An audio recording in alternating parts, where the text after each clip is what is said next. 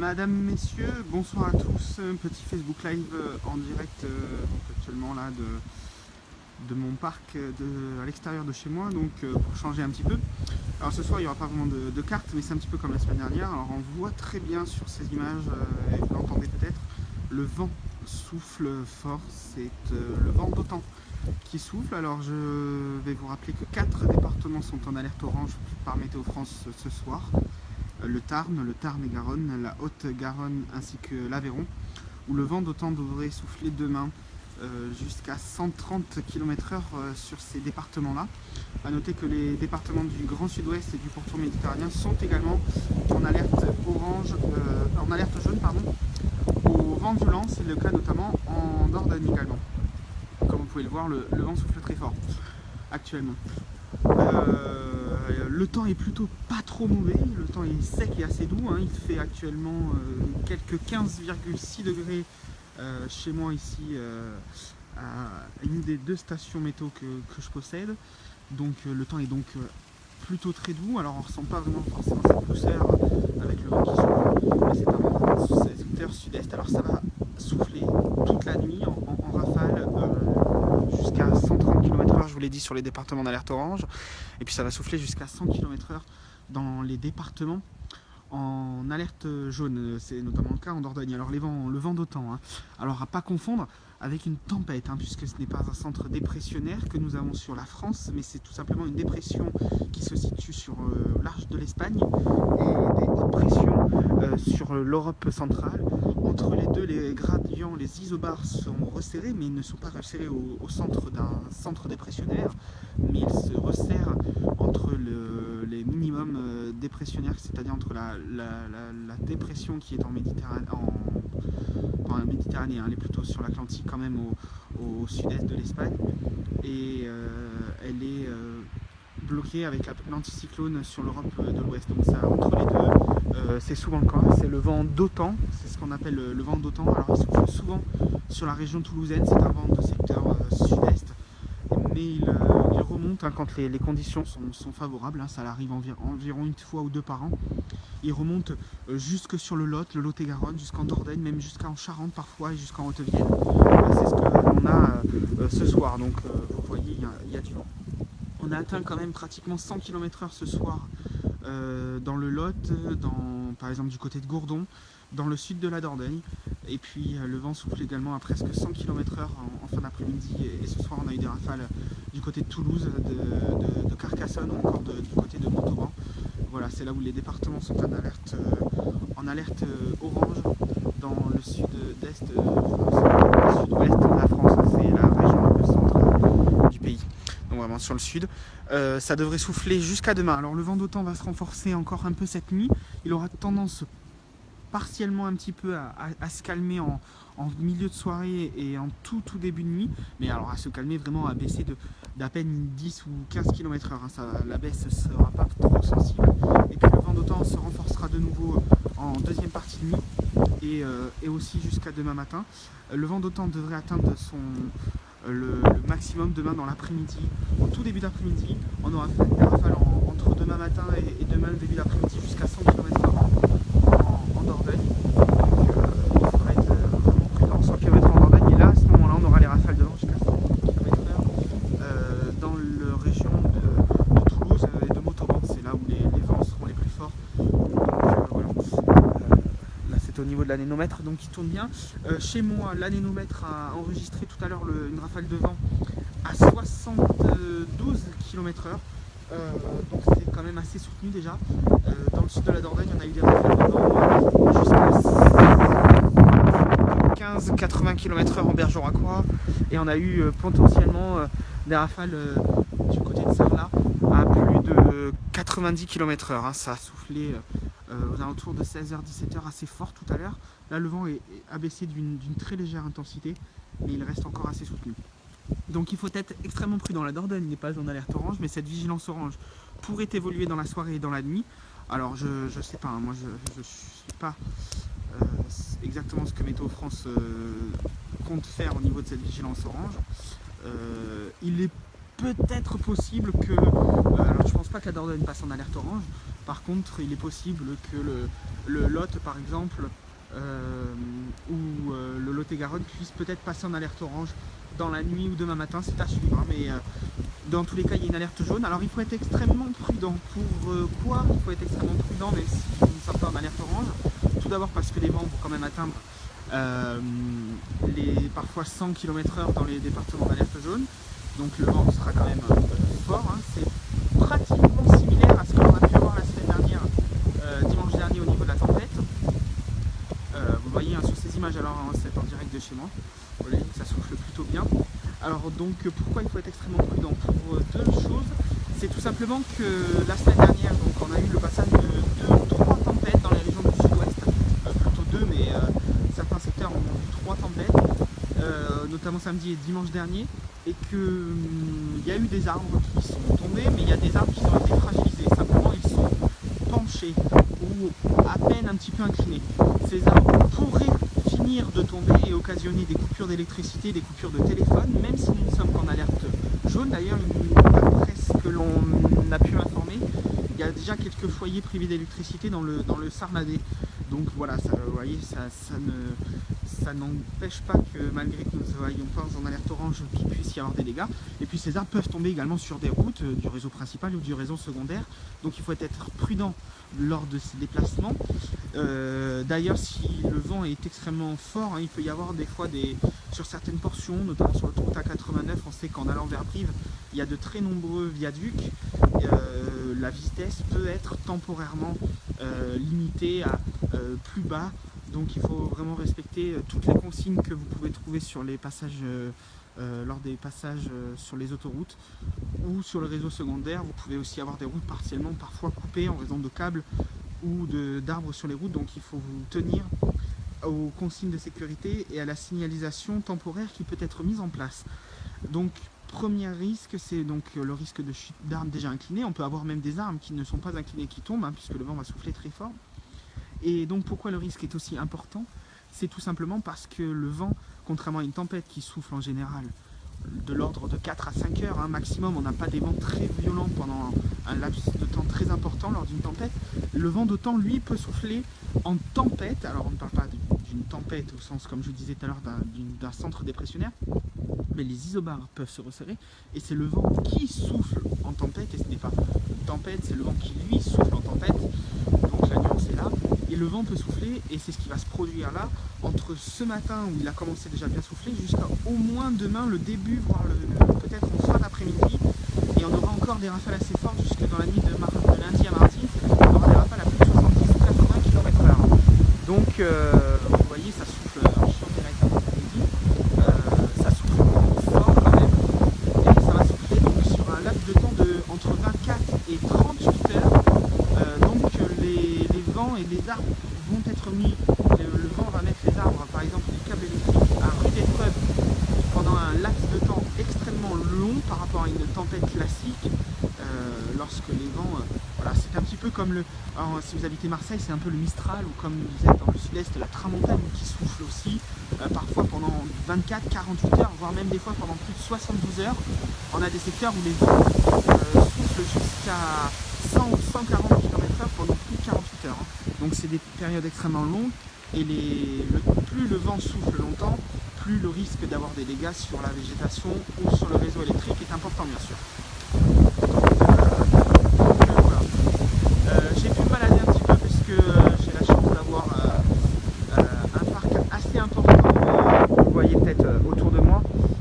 Là où j'habite, j'ai la chance d'avoir plus de 2 hectares de terrain, et j'ai déjà pu observer tout à l'heure des branches et même parfois, vous allez voir dans quelques instants, la chute de petits arbustes, des petits arbustes type chêne par exemple, qui sont tombés comme là. Voilà. Donc il y a déjà des dégâts. Alors la semaine dernière, autant que pendant les 2 tempêtes, je n'ai eu que quelques branches de tomber, autant que là j'ai des petits arbres que vous pouvez voir actuellement qui sont déjà tombés, et le vent souffle vraiment très fort. Vous l'entendez sûrement derrière moi. La qualité du son est d'ailleurs peut-être pas très très bonne, peut-être pas optimale, mais vous le voyez déjà, donc il y a déjà des dégâts. Puis je me suis, à mon à l'heure sur le sentier de randonnée, il y a carrément des arbres parfois de plusieurs mètres de haut qui sont déracinés.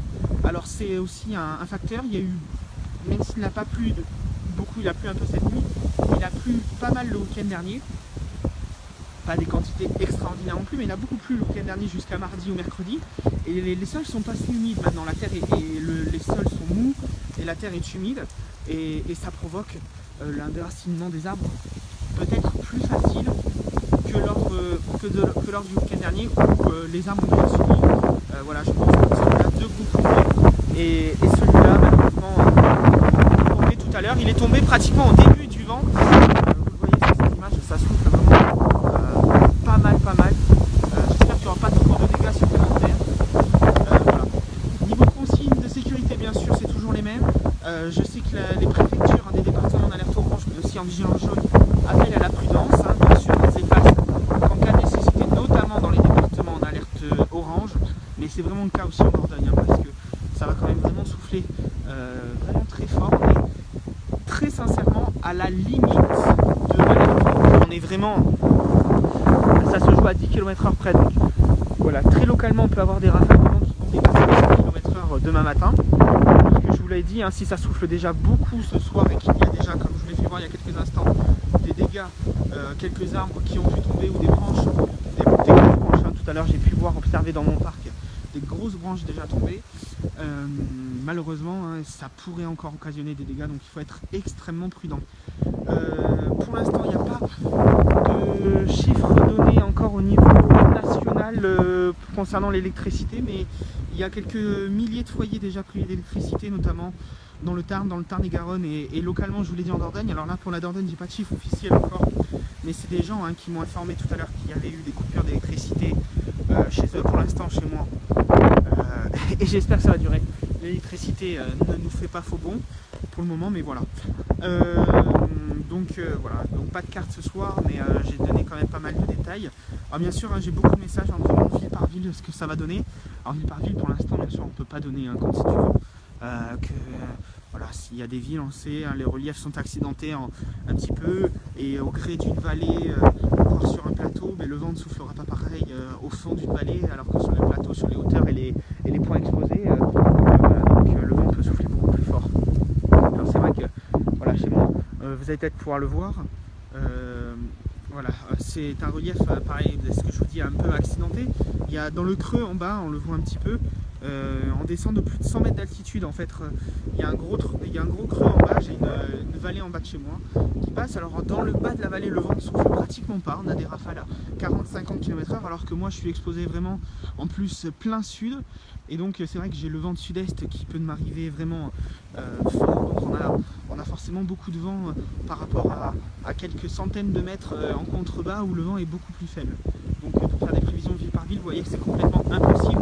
Du moins ça ne rimerait à rien et c'est complètement incohérent. Donc voilà, je vous donne une moyenne générale par l'ensemble, dans l'ensemble des secteurs et des grandes villes aux alentours. Voilà ce que je pouvais vous dire, parce que j'ai beaucoup de messages à chaque fois et c'est ce que je réponds aux gens. C'est ce que j'essaie de répondre aux gens, mais voilà, des fois quand il y en a beaucoup, c'est pas forcément facile de répondre à tout le monde. Et voilà, donc ça sert vraiment à rien de demander ville par ville. Ça ne rime à rien. Par contre, voilà, tous les conseils que je vous donne pratiquement sur l'ensemble du département, parce que c'est vrai que les vents sont assez forts, le vent d'automne soufflera pratiquement partout pareil en Dordogne, c'est ce que je peux vous dire. Sarladé et près du pays, en terrassonné, peut-être un poil supérieur à 100 km/h, c'est-à-dire que ça peut souffler ponctuellement jusqu'à 105 ou 110 km/h. Partout ailleurs, que vous soyez de Bergerac à Périgueux jusqu'à Nontron, les vents pourraient atteindre les 100 km/h demain dans la journée. Donc voilà. Juste deux petits mots. Alors je vais faire le point un petit peu sur la semaine. Alors après, le reste de la semaine va s'annoncer très calme. Je vais vous en parler dans quelques instants. Petit mot pour dire que tous les départements d'alerte orange, neige et verglas, il y en avait une vingtaine hier dans le nord de la France, ont été levés à la journée. Il y a eu un peu de neige, mais surtout beaucoup de pluie glaçante. Il y a eu pas mal d'accidents dans ces secteurs-là. En plus, il y avait de nombreuses personnes qui prenaient la route en direction des stations de ski, ou alors qui, pour certains, les vacances se terminaient. Donc il y avait des dégâts un petit peu. Il y a eu quelques dégâts, enfin pas des dégâts, mais accidents plutôt matériels sur ces secteurs-là. La vigilance est levée, les températures sont bien remontées, donc c'est ce flux de secteur sud que l'on a chez nous qui a pris 15 degrés ici en Dordogne cet après-midi. Il a fait même jusqu'à 17 degrés dans les secteurs sud du pays, notamment dans la région toulousaine cet après-midi. Rassurez-vous, le froid va très bien pour l'instant. Alors la météo, le ciel est très voilé, vous l'avez pu voir aujourd'hui. Demain, ça sera un peu la même chose. Il y aura de la pluie en fin de journée et des températures encore douces. Alors demain matin, il est un peu frais ce matin. Demain matin, il fera très doux, entre 8 et 12 degrés en Dordogne, mais c'est la moyenne générale que l'on aura dans la moitié sud de la France. Le temps sera sec jusqu'en début d'après-midi. Dans l'après-midi, 15 voire 16 degrés une nouvelle fois. Et puis les températures vont un peu baisser puisque après 15 à 16 heures, le ciel va se couvrir notamment en Bergeracois et on aura de la pluie demain soir. Pluie qui va nous intéresser jusqu'à mardi matin. Progressivement, le ciel va devenir encombré, mais le ciel restera d'ailleurs encombré mardi une grande partie de la journée. Mais progressivement, les pluies vont se calmer pour mardi. Et une très bonne nouvelle du moins pour ceux qui n'aiment pas la pluie, parce qu'on va en manquer cruellement puisque la situation va devenir compliquée ensuite dans les prochains jours. Le reste de la semaine, entre mercredi et le week-end prochain, devrait être très ensoleillé. Un puissant anticyclone va revenir. Le matin, il fera un peu frais, alors surtout dans les vallées, on aura presque 0 degré le matin en général. On sera à la limite de la gelée, il ne devrait pas trop geler, sauf peut-être dans certaines vallées un peu froides, où on aura 0, moins 1 degré, mais ça sera vraiment local, ou sinon il fera 4-5 degrés en général le matin. Et dans l'après-midi, à partir de la fin de semaine, entre 14 et 17 degrés, donc un temps pratiquement printanier qui devrait nous intéresser une grande partie de la semaine prochaine, jusqu'au week-end prochain. D'ailleurs, dans les 10 ou 15 prochains jours, on n'attend vraiment pas de pluie. Peut-être un peu le samedi prochain, mais c'est encore loin et la fiabilité n'est pas très bonne. Donc, retour encore très ensoleillé pour le reste de la semaine. Le temps sera calme, le vent aura baissé, puisque mardi, on ne parlera pratiquement plus de vent. Il y aura quelques rafales à 40 ou 50 km/h, mais ça sera anecdotique, j'ai envie de dire. Donc une situation vraiment très calme.